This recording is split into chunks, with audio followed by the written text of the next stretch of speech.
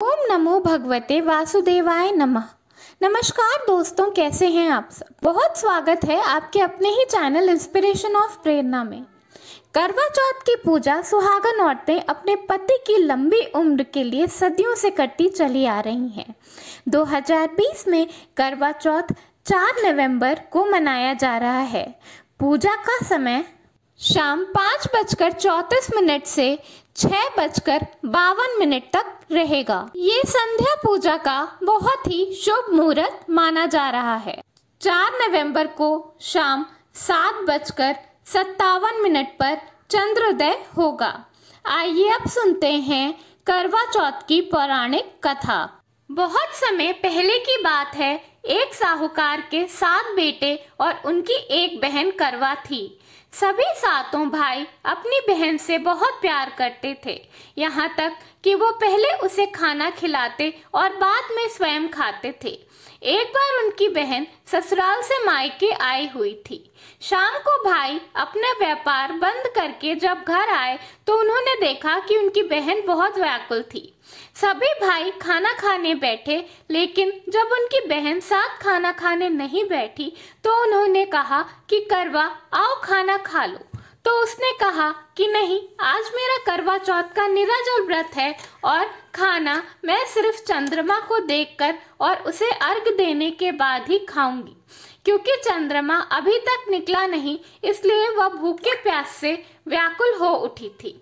सबसे छोटे भाई को अपनी बहन की हालत नहीं देखी गई और वह दूर पीपल के पेड़ पर एक दीपक जलाकर चलनी की ओट से रख देता है। दूर से देखने पर वह ऐसा प्रतीत होता है कि जैसे चतुर्थी का चांद उदित हो गया है। इसके बाद भाई अपनी बहन को बताता है कि चांद निकल आया है, तुम उसे अर्घ देने के बाद भोजन कर सकती हो। बहन खुशी के मारे सीढ़ियों पर चढ़कर चंद्रमा को देखती है और उसे अर्घ देकर खाने बैठ जाती है।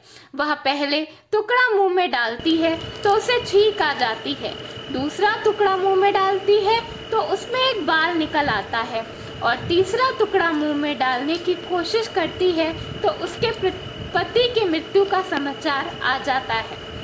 वो बौखला जाती है। उसकी भाभी उसे सच्चाई से अवगत कराती हैं, उसके साथ ऐसा क्यों हुआ। करवा चौथ का व्रत गलत तरीके से टूटने के कारण देवता उससे नाराज हो गए हैं और उन्होंने ऐसा किया है।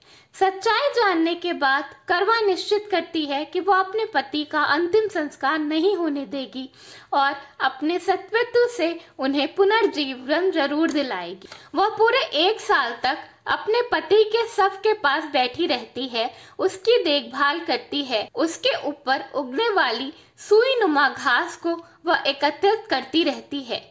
1 साल बाद फिर करवा चौथ का दिन आता है। उसकी सभी भाभियां करवा चौथ का व्रत रखती हैं।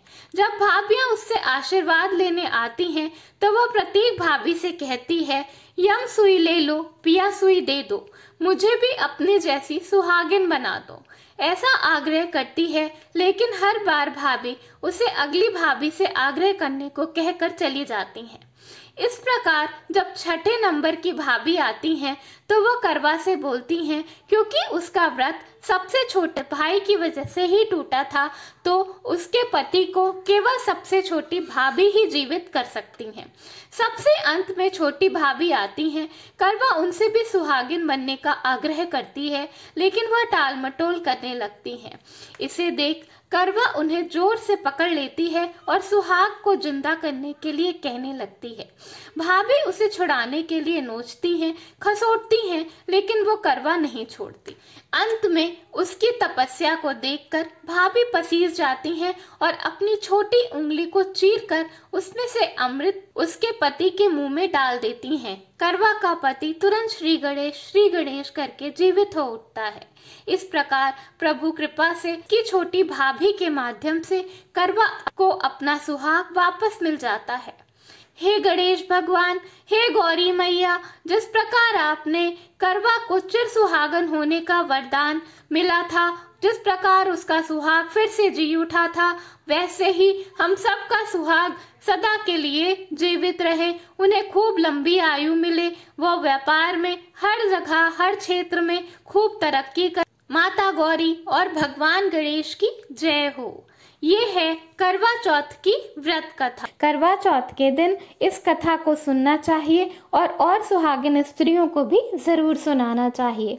धन्यवाद। वीडियो पसंद आया हो तो लाइक जरूर करिएगा।